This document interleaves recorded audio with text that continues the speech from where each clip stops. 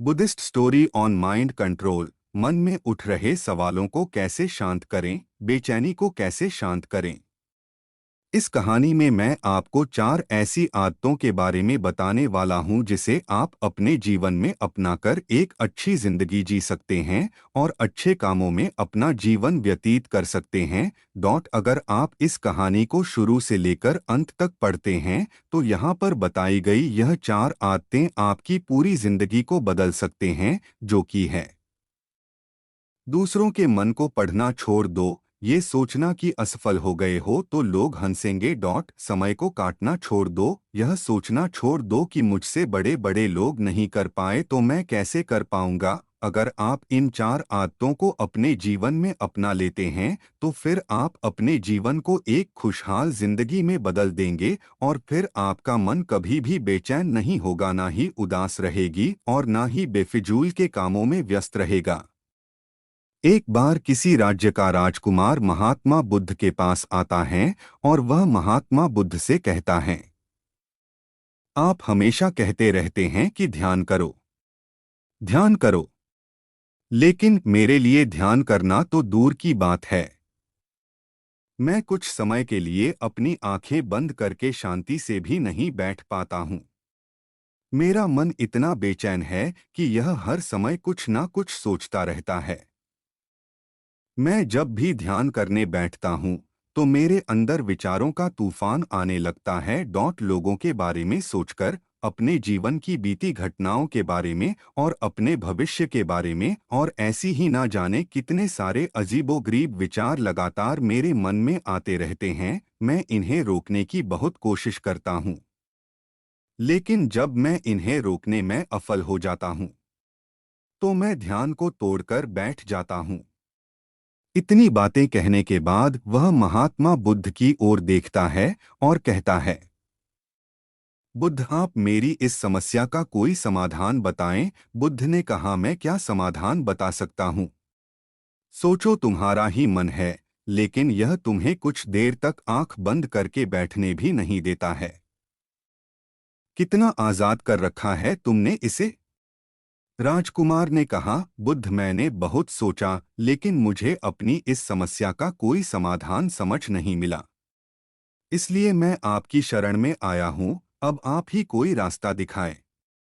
बुद्ध ने कुछ देर तक राजकुमार के चेहरे की तरफ बड़े ध्यान से देखा और फिर कहा, ठीक है, तुम ये 4 आदतें छोड़ दो और फिर तुम्हारा मन लगने लगेगा। राजकुमार पूरे ध्यान लगाकर बुद्ध की बातें सुनने लगा। बुद्ध ने कहा, पहली आदत, दूसरों के मन को पढ़ना छोड़ दो। तुम और तुम्हारे जैसे ज्यादातर लोग यही गलती कर रहे हैं कि वो दूसरों की मन की बातों को पढ़ने का प्रयास कर रहे हैं कि अच्छा, सामने वाला मेरे बारे में ऐसा सोच रहा है, और यही एक आदत तुम्हें सबसे ज्यादा बेचैन और परेशान कर रही है। ज्यादातर उत्सवों पर लोग दूसरों के मन की बातों को गलत और नकारात्मक तरीके से ही पढ़ते हैं। जैसे कि लोग अक्सर सोचते हैं कि दूसरे लोग उनकी तरक्की से जलते हैं, उसे नीचा दिखाना चाहते हैं, उसे पसंद नहीं करते, उसकी मदद नहीं करना चाहते, और ऐसी ही ना जाने कितनी सारी नकारात्मक बातें ये लोग दूसरों के प्रति अपने अंदर बैठा लेते हैं। फिर उनके बारे में ही सोचते रहते हैं, उनसे बदला लेने के तरीके सोचते रहते हैं, उन्हें नीचा दिखाने के मौके ढूंढते रहते हैं, और दूसरों के प्रति यही नकारात्मक सोच इन्हें दुखी करती है। और फिर ये लोग बेचैनी महसूस करते हैं। इसलिए दूसरे लोग क्या सोच रहे हैं, इसका अनुमान लगाना बंद करो। दूसरे लोगों के विचारों को पढ़ने की कोशिश करना बंद करो। अगर पढ़ना ही है तो खुद के विचारों को पढ़ना शुरू करो कि तुम्हारे अंदर क्या चल रहा है। कहीं तुम नकारात्मक सोच, शिकायत या बुराई करने जैसी आदतों के शिकार तो नहीं हो रहे हो। बुद्ध ने कहा, दूसरी आदत ये सोचना कि असफल हो गए हो तो लोग हंसेंगे। हंसने दो।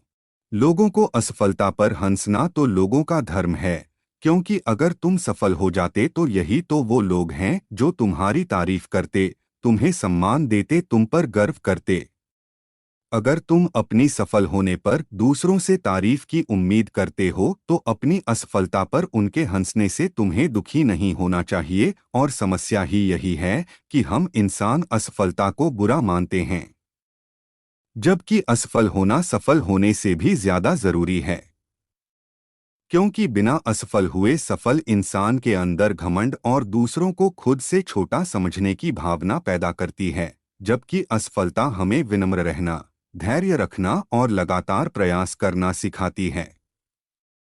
इसलिए असफलता को बुरा मत समझो, और अगर तुम्हारे काम में असफल होने की संभावना नहीं है तो इसका अर्थ है कि तुमने अपना लक्ष्य अपनी क्षमताओं से छोटा बनाया है। और अगर लोग तुम पर हंस नहीं रहे, तुम्हें ताने नहीं मार रहे हैं, तुम्हारी बुराई नहीं कर रहे हैं, तो तुम अंदर से मरे हुए हो। तुम अपने मानसिक सीमाओं से बाहर जाकर कुछ नया करने का प्रयास नहीं कर रहे हो, क्योंकि असफल भी वही होता है जो कुछ नया करने का प्रयास करता है।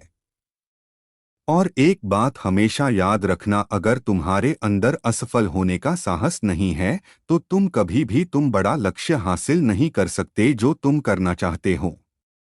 इसलिए असफल होने और लोगों के हंसने से डरना बंद कर दो। बुद्ध ने आगे कहा, तीसरी आदत, समय को काटना छोड़ दो। लोगों को लगता है कि वो समय को काट रहे हैं, लेकिन असल में समय हर बार उन्हें काट रहा है।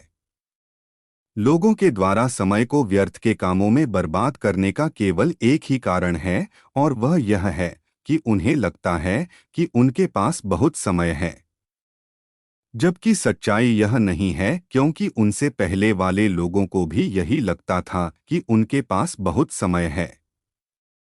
लेकिन उन्हें पता नहीं चल पाया कि कब समय बीत गया और उनका बुलावा आ गया, और जब तक उन्हें अपनी गलती का एहसास हुआ तब तक समय उनके हाथ से निकल चुका था। बस पश्चाताप रह गया था कि सारा जीवन व्यर्थ के कामों में बर्बाद कर दिया, और फिर वो चले गए इस दुनिया से बिना खुद को जाने, बिना इस जीवन की सच्चाई को समझें। इसलिए जब तक यह जीवन है, इसे अच्छे कामों में लगाओ, खुद को जानने में, दूसरों की मदद करने में, लोगों को सही राह दिखाने में, मानवता के कल्याण में। और दूसरी बात, समय को बर्बाद करने से आज तक किसी को खुशी नहीं मिली है। हालांकि समय काटने से तुम्हें क्षणिक खुशी तो महसूस हो सकती है, लेकिन जब तुम्हें होश आता है और तुम देखते हो कि कितना सारा समय बर्बाद किया जा चुका है, तब तुम्हें खुद पर क्रोध आता है और तुम पश्चाताप के भाव से भर जाते हो। और फिर यही पश्चाताप का भाव तुम्हारे अंदर तनाव पैदा करता है, और तुम बेचैन हो जाते हो और लगातार अपनी उस गलती के बारे में सोचते रहते हो। फिर तुम्हारा किसी भी काम में मन नहीं लगता और तुम उदास रहने लगते हो, और यह चक्र लगातार चलता रहता है, जिसकी शुरुआत हुई थी समय को काटने से। इसलिए समय को काटना बंद करो और वो करना शुरू करो जो जरूरी है।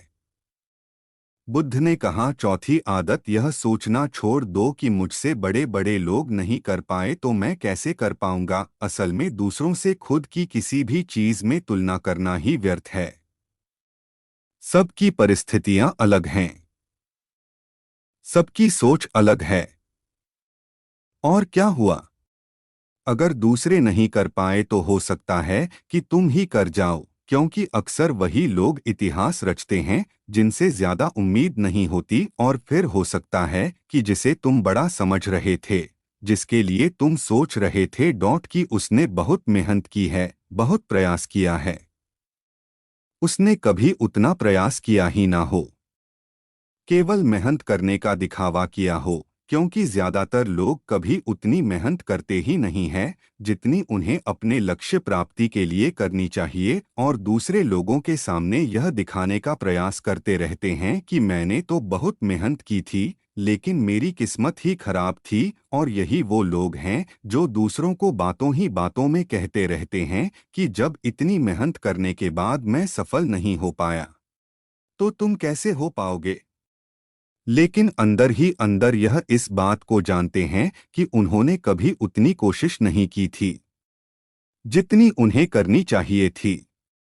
ये बस दूसरों की नज़रों में अपनी इज्जत बचाने के लिए और इस डर से कि कहीं दूसरा व्यक्ति इनसे आगे ना निकल जाए। यह अपने अधूरे प्रयास से घबराते रहते हैं और दूसरों को डराते रहते हैं कि जब मैं नहीं कर पाया तो तुम कैसे कर पाओगे। इसलिए किसी दूसरे असफल व्यक्ति को देखकर ये सोचना छोड़ दो कि तुम यह सफल हो जाओगे। तुम बस अपना सर्वश्रेष्ठ प्रयास करो और बाकी सब समय पर छोड़ दो। बुद्ध ने आगे कहा, अगर तुमने ये 4 आदतें छोड़ दी तो तुम्हारा मन एकदम शांत हो जाएगा और फिर तुम जहां चाहो वह अपना मन लगा सकते हैं। इतना कहकर बुद्ध मौन हो गई और राजकुमार को भी अब समझ आ चुका था कि उसे क्या करना है। उसने मन ही मन उन 4 आदतों को छोड़ने का निश्चय किया और बुद्धि का धन्यवाद कर वहां से चला गया। कहानी से क्या सीख मिली? दोस्तों, इस कहानी से हमें यह शिक्षा मिलती है कि हमें यह नहीं सोचना चाहिए कि लोग मेरे बारे में क्या सोच रहे हैं। अगर मैं कोई काम करता हूं तो लोग उसे कम को लेकर हंसेंगे। इसके अलावा हमें अपना व्यर्थ ही समय बर्बाद नहीं करना चाहिए। इसके अलावा हमें कभी भी यह नहीं सोचना चाहिए कि अगर किसी व्यक्ति से कोई काम नहीं हो पाया है तो मैं उसे नहीं कर पाऊंगा। अगर दोस्तों आप मेहनत से किसी भी काम को करते हैं तो कोई भी काम छोटा या बड़ा नहीं होता और एक ना एक दिन सफलता अवश्य मिलती है।